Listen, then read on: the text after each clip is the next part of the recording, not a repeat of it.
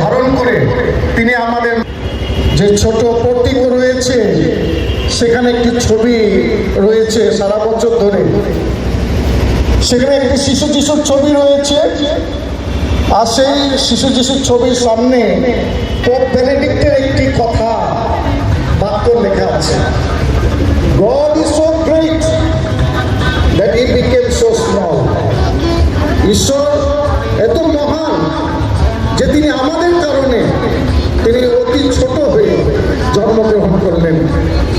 তাও কোনো রাজপ্রাসাদে নয়, কোনো বাড়িতে নয়, বেথলেহেমের একটি গোয়াল ঘরে। এটাই হচ্ছে ঈশ্বরের ভালোবাসা।